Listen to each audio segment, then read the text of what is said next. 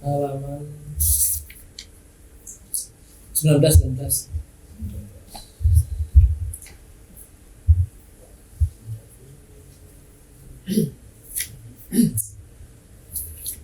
Bismillahirrahmanirrahim.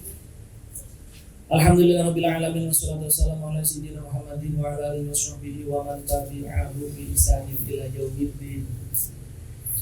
Allahumma ighfir lana wa li walidina wa li masyayikhina wa lil muslimin amin. Halaman 19. Kenapa harus mempertahankan NKRI? NKRI bukan negara Islam. Apakah kita harus mempertahankan NKRI? Mempertahankan NKRI sejatinya mempertahankan eksistensi Islam. Sebab dalam konteks keindonesiaan, agama bisa tegak bila masyarakatnya bersatu damai.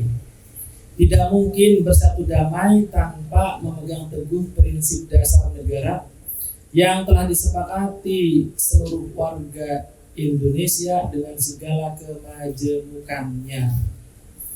Jadi mempertahankan NKRI yang merupakan bagian dari 4 pilar bangsa Pancasila, Bhinneka Tunggal Ika UUD 1945, dan NKRI adalah manifestasi siasah syariah. Siasah syariah, politik syariah.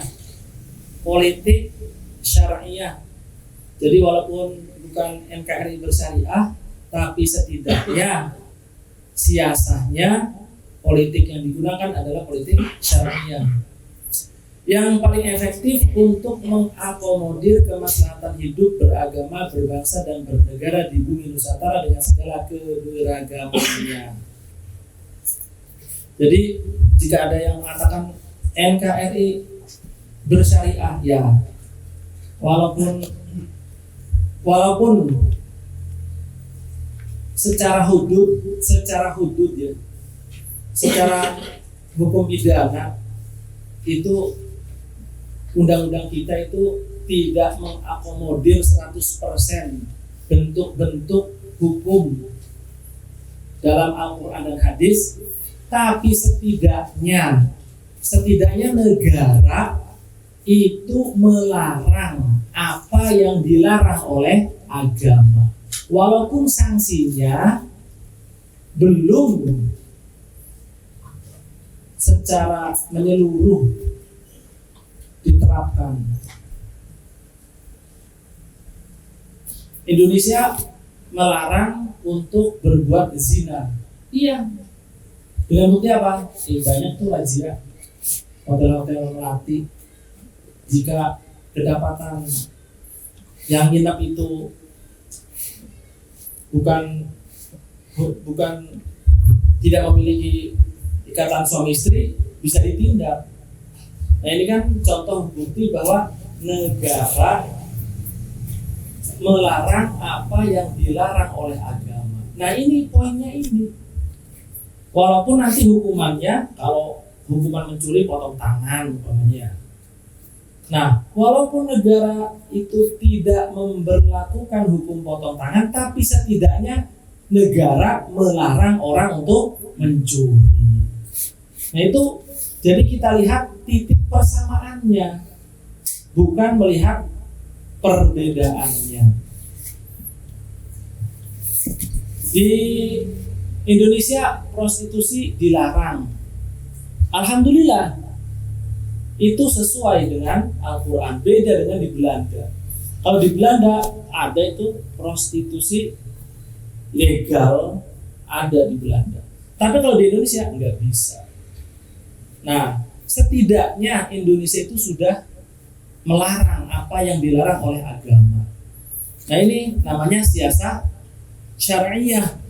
Siasah syariah, politik, bagaimana caranya hukum Islam itu bisa diakomodir walaupun tidak 100%. Nah, yang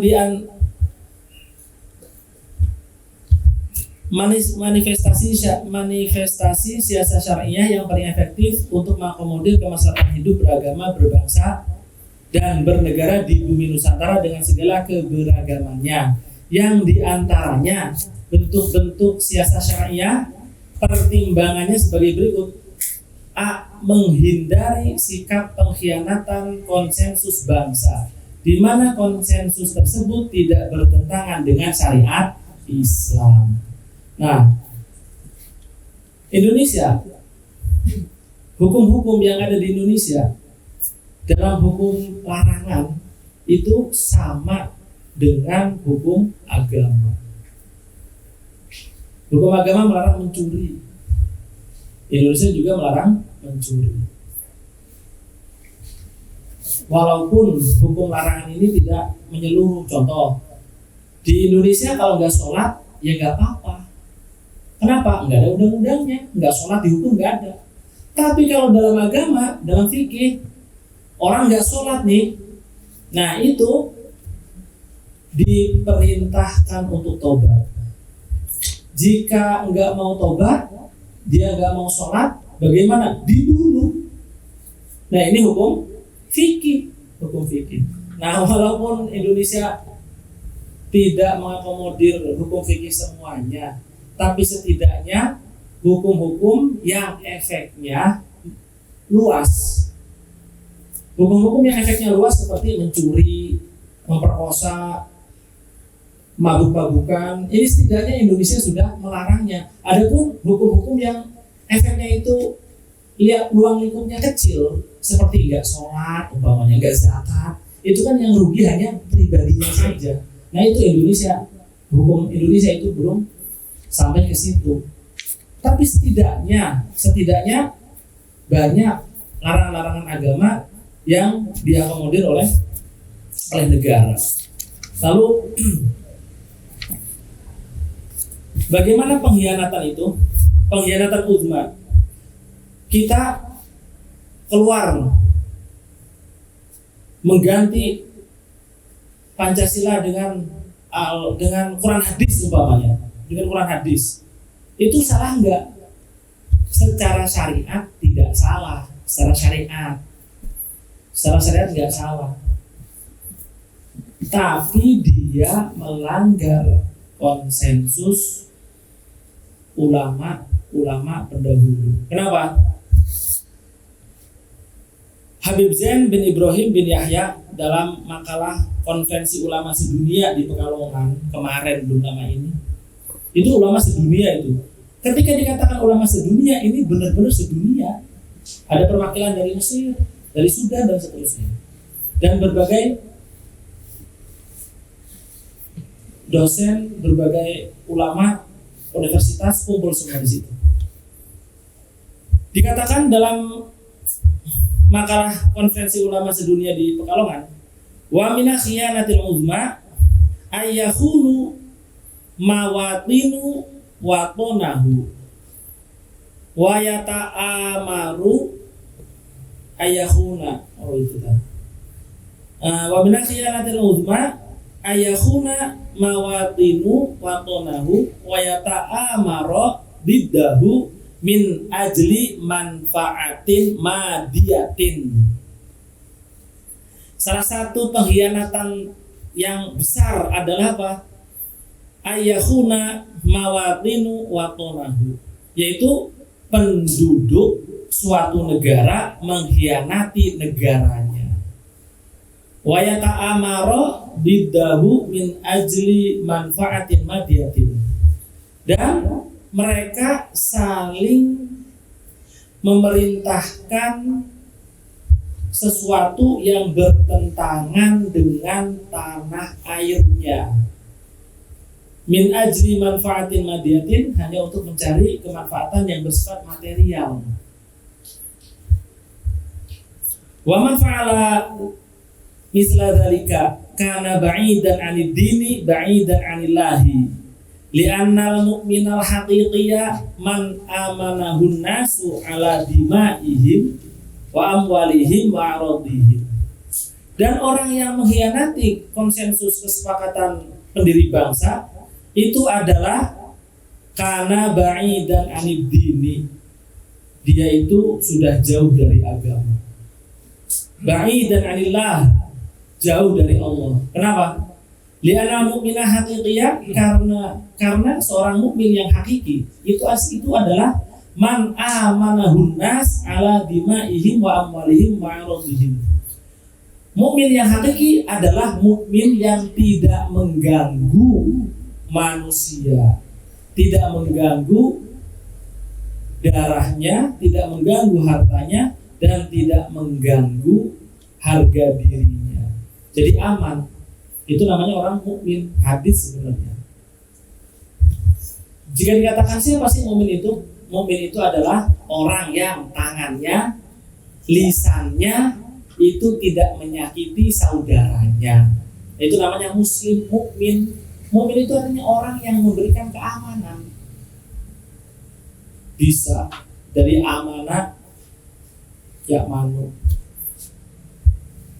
Nah, jika ada orang yang mengkhianati negaranya, itu berarti dia telah membuat kegaduhan. Berarti dia telah membuat saudara-saudara yang lain merasa tidak nyaman.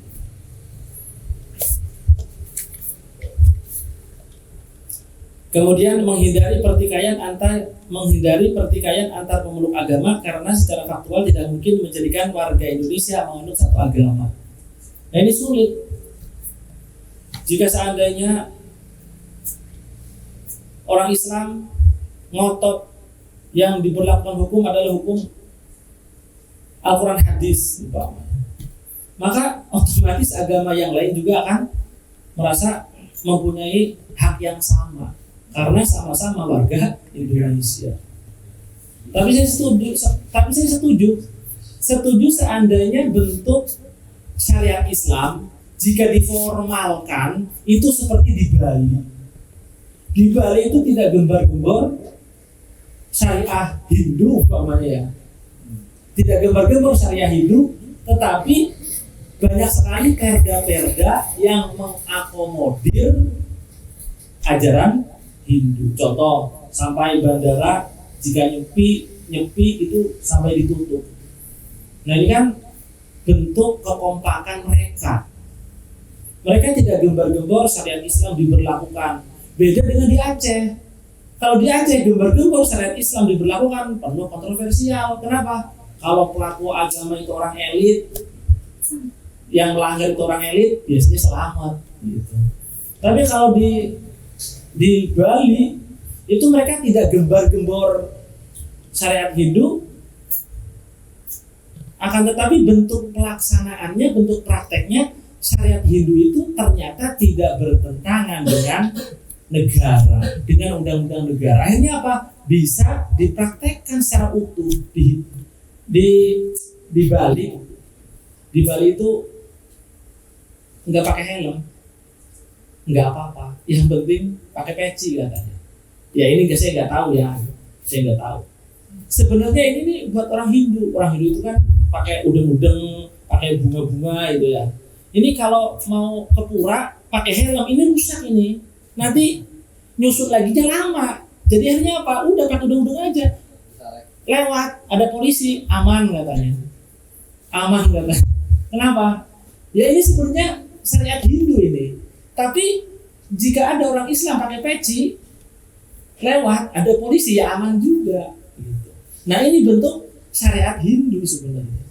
Tapi ketika syariat Hindu ini bisa diakomodir oleh negara, ya kenapa enggak? Buktinya mereka jalan.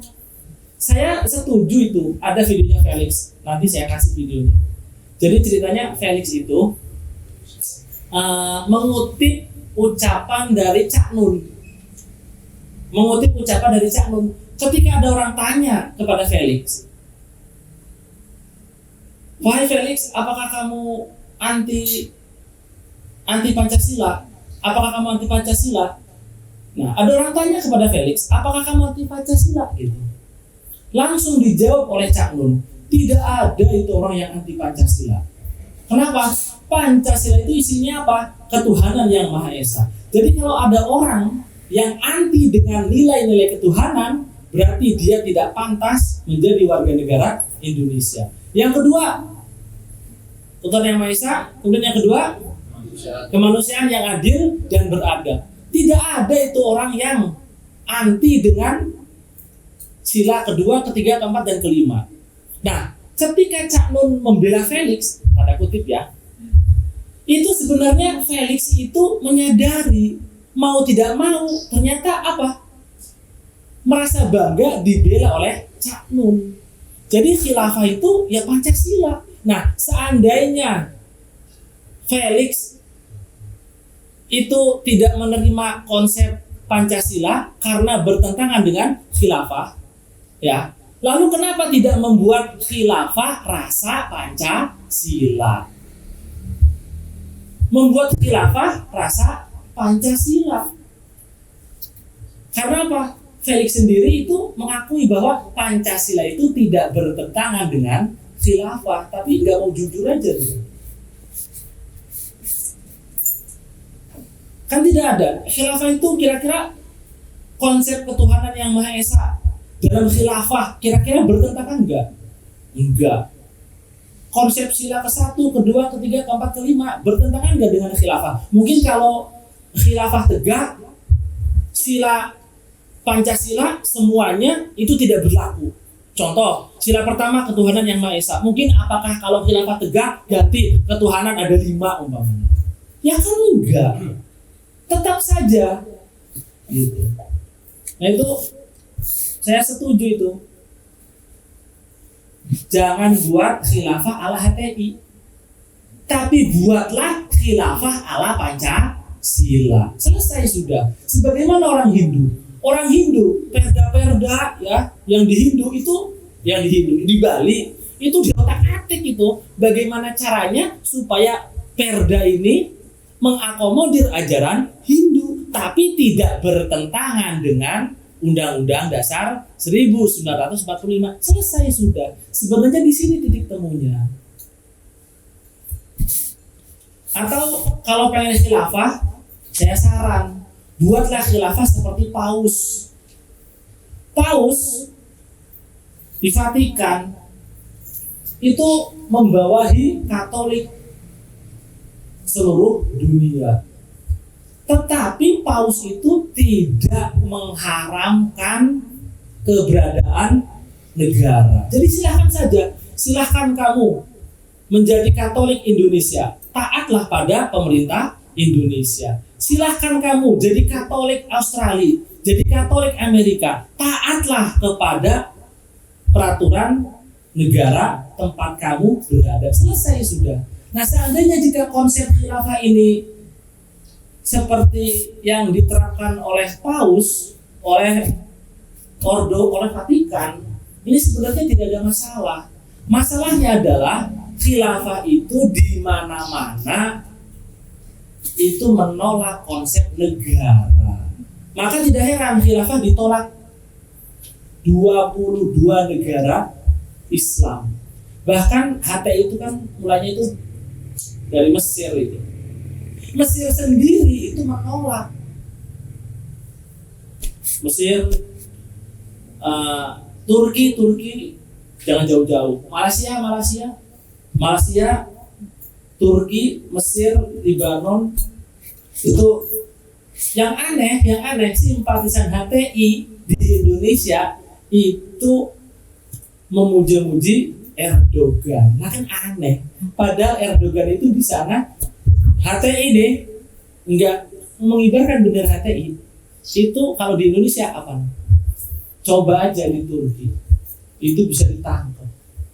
Ditangkap langsung masuk penjara. Cari aja, searching aja lah. Di Google banyak itu. Nah, menghindari terjadinya perang saudara akibat perebutan kekuasaan yang dilakukan secara inkonstitusional. Nah, menghindari terjadinya perang saudara akibat perebutan kekuasaan yang dilakukan secara inkonstitusional. Akhirnya apa? Akhirnya jika orang Islam itu mengganti Pancasila dengan Al-Quran hadis umpama, ya kan? Yang enggak dosa, enggak. Cuma nanti akan ada midorot yang lebih besar. Tanpa khilafah kita bisa mengerjakan rukun iman dan rukun Islam, ya sudah selesai. Jadi tujuan kita itu apa sih? Tujuan kita itu mengamalkan rukun iman, rukun Islam, atau mendirikan khilafah. Mendirikan khilafah itu namanya wasilah, perantara agar Islam ini bisa diamalkan dengan baik. Itu perantaranya salah satunya khilafah, salah satu ya. Lalu bagaimana jika tanpa khilafah kita bisa mengerjakan rukun iman dan rukun Islam dengan baik? Apakah khilafah diperlukan? Ya kan enggak. Dengan bukti apa? Tidak ada satupun negara di dunia yang mengaku khilafah, enggak ada, kecuali ISIS. Apakah bentuk khilafah seperti ISIS ini kah? Menghindari terjadinya perang saudara akibat perebutan kekuasaan yang dilakukan secara inkonstitusional. Nah ini kalau saya orang kata itu seperti orang yang ingin membuat bakwan, tapi dia enggak terima kalau bahan-bahannya dibeli di pasar Pranggun. Jadi dia bakwan itu isinya apa? Wortel, daun bawang, kol. Jadi dia pengennya kol ini nanam sendiri, wortel ini nanam sendiri, semuanya pengennya nanam sendiri. Tepungnya nanam gandum sendiri, digiling sendiri. Berada dalam satu negara Islam di mana kita bisa semuanya ngatur sendiri.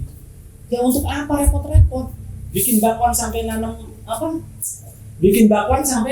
wortel sendiri. Beli aja di pasar Pranggon, selesai sudah. Apakah kita ingin mengerjakan sholat harus mendirikan negara Islam? Ya kan enggak, repot amat. Apakah kita ingin haji harus mendirikan negara Islam? Ya kan enggak. Kemudian menghindari terjadinya disintegrasi bangsa. D. Ya sudah jelas, jangankan kita dengan orang yang berbeda agama. Ketika berbicara politik, jangankan kita dengan orang yang berbeda agama, dengan orang yang seagama saja kita itu belum dewasa kok. Pilihan pilpres saja sudah terkotak-kotak kita itu. Ini bukan berbicara tentang khilafah, bukan, tapi masih seagama. Lalu bagaimana seandainya jika kita berbicara agama untuk dasar suatu negara? Ini pasti dengan agama Kristen, dengan agama Hindu, Buddha dan seterusnya akan lebih ribut lagi. Jangankan kita dengan yang berbeda agama, yang satu agama saja ketika pilpres ribut. Ini pilpres loh, bukan berbicara tentang pergantian haluan negara GBHN. Ini pilpres. Nah ini untuk menghindari hal-hal tersebut, akhirnya kita mengambil kaidah apa? Idza ta'arada mafsadatani udlima khafuna. Jika nanti akan ada kontradiksi antara mendirikan negara Islam, jika mendirikan negara Islam nanti akan timbul berbagai macam rintangan gara-gara ngadega akan memperjuangkan negara Islam seperti NII dulu. Akhirnya apa? Akhirnya dikejar-kejar tentara, akhirnya sholat ganti, ngaji ganti, kawin ganti, udah dikejar. Akhirnya apa? Ibadahnya jadi tidak tenang. Oleh karena itu Nabi Ibrahim ketika menempat di Mekah, Allah menceritakan wa qala Ibrahim rabbi ij'al hadza, loncat halaman 25. Wa idh qala Ibrahim rabbi ij'al hadza baladan aminan warzuq ahlahu minas samarati man amana minhum billahi wal yawmil akhir. Qala wa man kafara fa umatti'uhu qalilan summa adtarruhu ila adzabin nar wa bi'sal masir. Wa idh qala Ibrahim, dan ingatlah ketika Nabi Ibrahim berdoa, Rabbi ij'al hadza baladan amina. Ya Allah, ya Tuhanku, jadikanlah negeri ini negeri yang aman, sentosa. Jadi yang diminta oleh Nabi Ibrahim, jadikanlah negeri ini adalah negeri yang aman, sentosa. Bukan jadikanlah negeri ini menggunakan hukum khilafah umpamanya. Jadikanlah negeri ini dengan tatanan pemerintahan khilafah, kan enggak. Yang disebutkan oleh doa oleh Nabi Ibrahim adalah baladan aminah, yaitu negeri yang aman. Mau sholat aman, mau ngaji aman. Nah ini akhirnya ditafsiri oleh Fakhruddin Ar-Razi dalam kitab Mafatihul Ghorib. Ayat tersebut ditafsiri oleh Imam Fakhrul Razi. Nah ini adalah tradisi pesantren, tradisi NU. Jika mengutip Al-Quran, jika mengutip hadis, disebutkan tafsirnya. Jika mengucapkan Al-Quran, disebutkan tafsirnya. Jika mengucapkan hadis, disebutkan syarah hadisnya. Karena apa? Karena kita itu bukan siapa-siapa. Jadi untuk masalah pemahaman Al-Quran, kita serahkan kepada ulama yang berkompeten. Yaitu siapa? Fakhrul Razi. Imam Fakhrul Razi dalam kitab Mafatihul Ghorib menafsiri, I'lam annahu subhanahu wa ta'ala haka an Ibrahim alaihissalam. Ketahuilah bahwa Allah subhanahu wa ta'ala menceritakan tentang Nabi Ibrahim alaihissalam. Fi hadzal mawdi'i annahu talaba fi du'aihi umuran sab'atan. Dalam tempat ini Nabi Ibrahim itu meminta dalam doanya, meminta 7 perkara. Apa? Al-matlubul awal, permintaan yang pertama, talaba minallahi ni'matal aman wa huwa qauluhu rabbi ij'al hadzal balada aminan. Yang pertama, Nabi Ibrahim meminta kepada Allah nikmat keamanan. Itu nikmat keamanan itu diletakkan pertama. Dan ini diucapkan dalam firman Allah menceritakan tentang Nabi Ibrahim, Rabbi ij'al hadzal balada aminan. Jadi nikmat aman itu diletakkan pertama. Kenapa? Bukan seperti ini permintaannya. Rabbi ij'al hadza baladan ala daulatil khilafiyah umpama. Ya kan enggak. Jadi nikmat aman. Kemudian walibtida bitolabin walibtida'u bitolabi ni'matil amni fi hadza du'a yadullu ala annahu a'zamu anwa'in ni'ami wal khairati wa annahu la yatimmu syai'un mimma salihid dini wa dunya illa bihi. Permintaan nikmat aman dilakukan pertama kali dalam doa tersebut. Ini menunjukkan bahwa nikmat aman adalah a'dhamu anwa'in ni'ami, salah satu nikmat yang paling agung.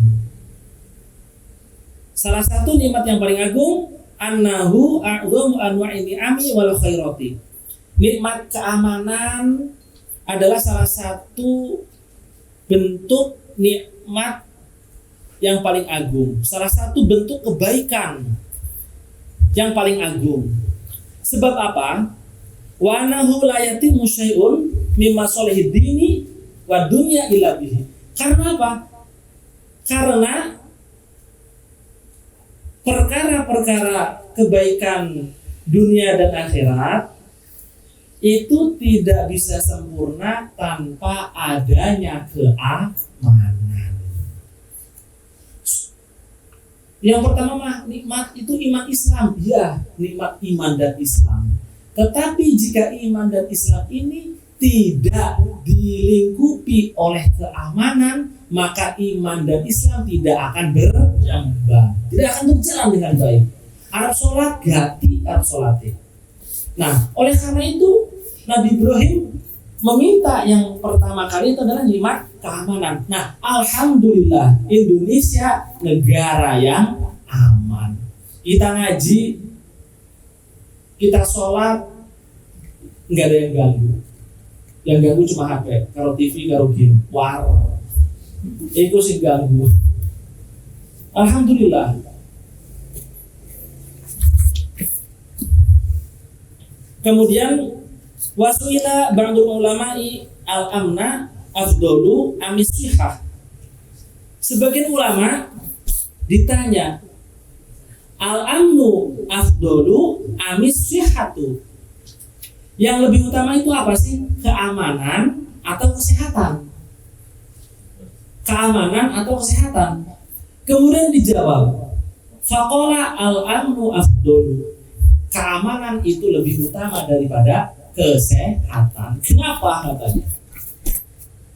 Wadalilu alaihi anna syata lalu inkasarat rijluha fa innaha tasihu ba'da zamanin summa innaha taqbilu ala ro'i wal akli.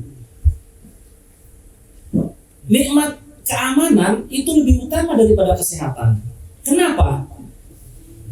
Argumennya adalah bahwa jika kambing kakinya terkilir,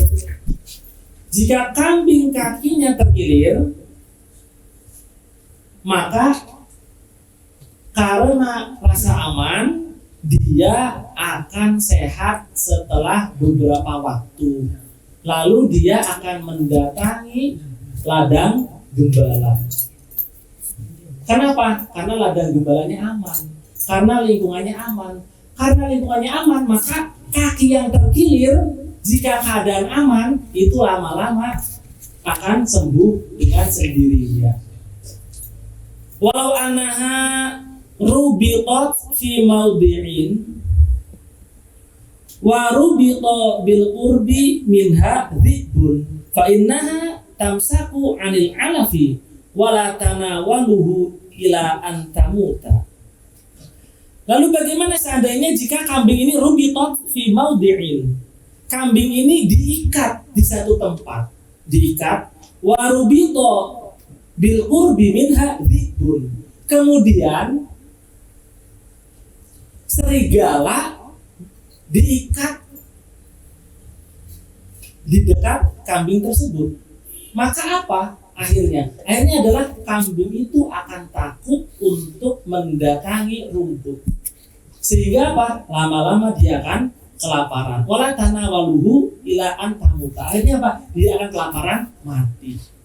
Nah, ini bukti bahwa apa? Nikmat iman, nikmat aman itu lebih utama daripada kesehatan. Dengan keadaan aman, walaupun kita sakit, itu kita bisa berobat. Akhirnya kita bisa sembuh. Tapi kalau keadaan tidak aman, walaupun badan sehat, lama-lama bisa sakit. Nah ini alhamdulillah Indonesia negara yang aman. Karena aman, maka iman dan Islam itu bisa berkembang. Buktinya apa? Pondok-pondok semakin lama semakin banyak, santrinya semakin banyak. Nah ini bukti Indonesia adalah negara yang diberkahi. Alhamdulillah. Contoh kecil, Lirboyo itu tadinya itu santrinya berapa? Sekarang sudah 20.000. Bani Latif itu waktu kampung pertama datang itu santrinya ada 7, katanya begitu, ada 7. Itu sekarang alhamdulillah laki-laki perempuan itu sekitar ada 400 lebih. Nah ini kan berkembang. Nah itu namanya apa? Aman, barokah. Kita mencari keberkahan itu tidak harus lewat khilafah. Yang penting kita amalkan rukun iman, rukun Islam dimanapun kita berada. Walaupun di negara kafir sekalipun, seorang mukmin datang ke Amerika, amalkan semua rukun iman dan rukun Islam, insya Allah akan barokah. Jadi keberkahan itu tidak bergantung pada khilafah, tapi bergantung pada pengamalan.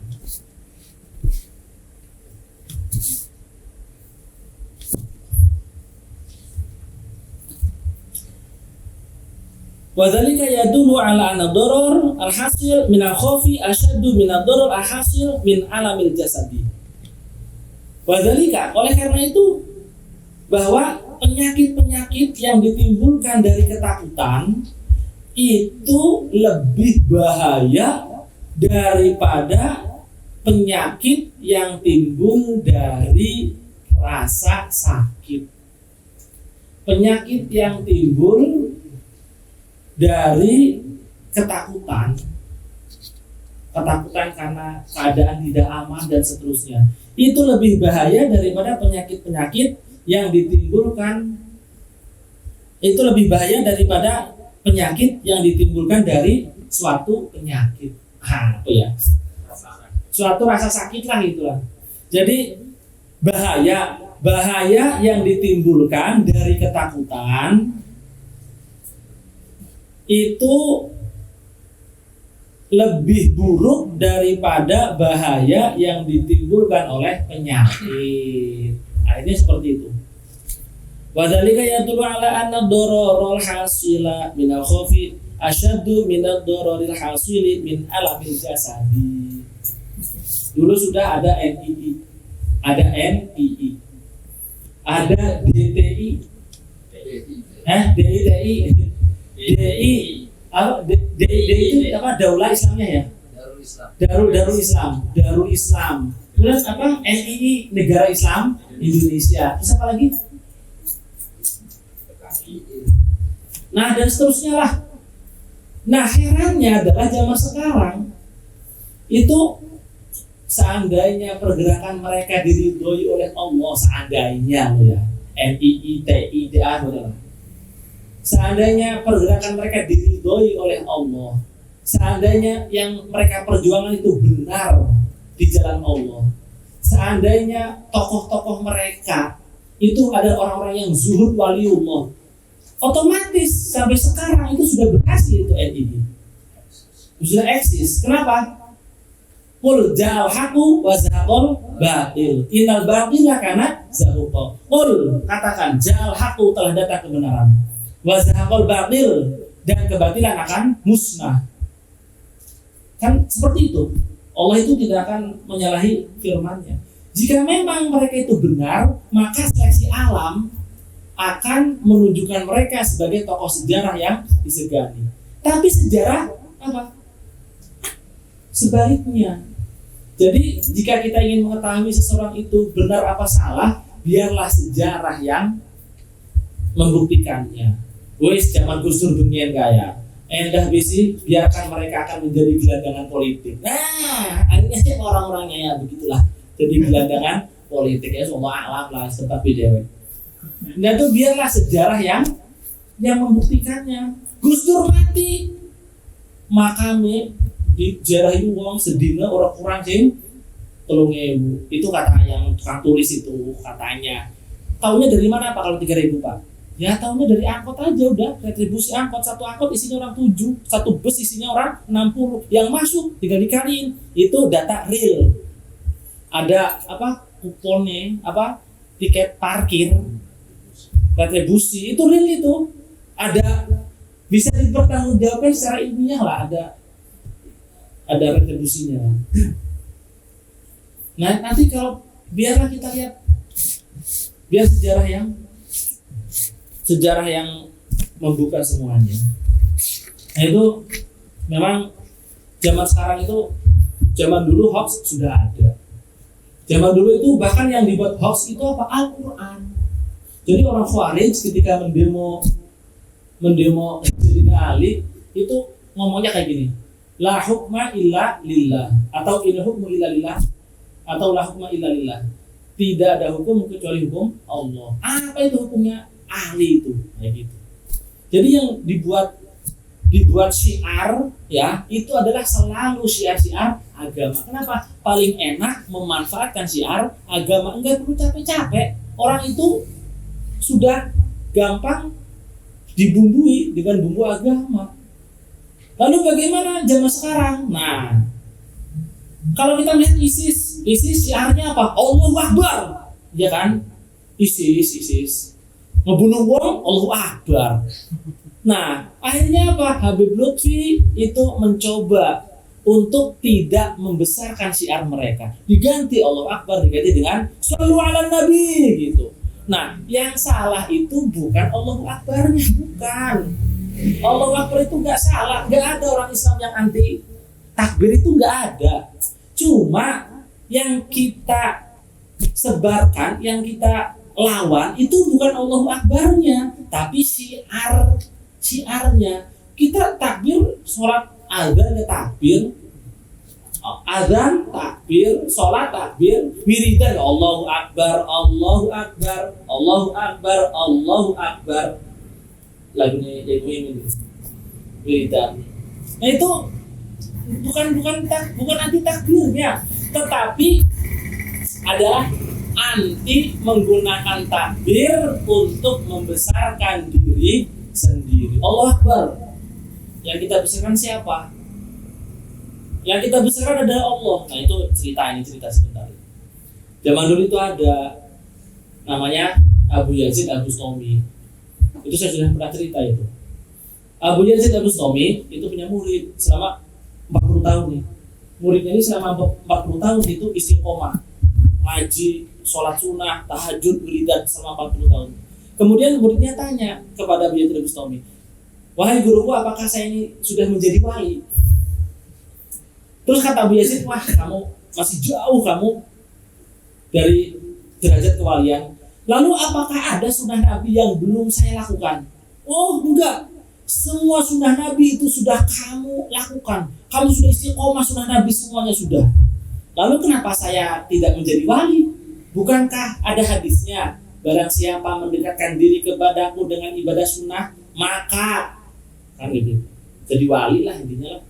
Tapi kenapa saya ini sudah mengerjakan semua ibadah sunnah tapi saya belum jadi wali? Terus dijawab oleh Abu Yazid, kamu pengen jadi wali? Saya kasih tips. Apa? Lepas jubah kamu, lepas sorban kamu, potong jenggot kamu, kamu pergi ke pasar bawa kurma. Kemudian kurma ini kamu sebarkan. Nanti jika ada anak-anak kecil yang mengambil kurma tersebut, kamu minta kepada mereka untuk meludahi kamu.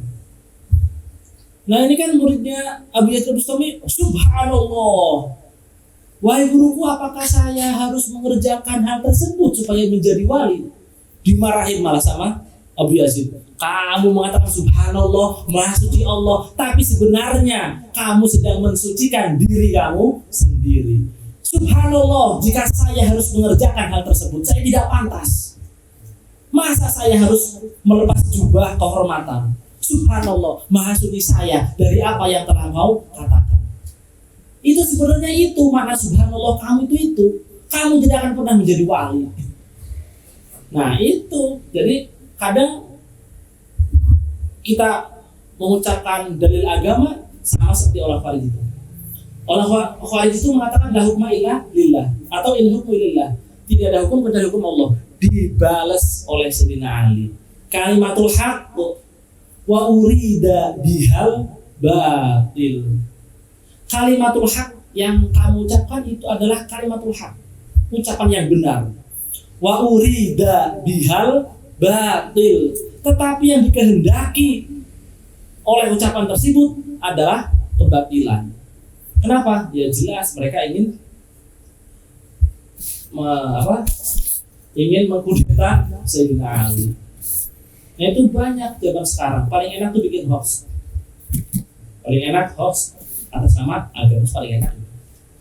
Atau membuat sentimen agama paling enak, bumbu paling enak. Kenapa? Banyak orang percaya. Nah kurang lebihnya nanti akan disampaikan oleh Ustaz Fathul Mubin.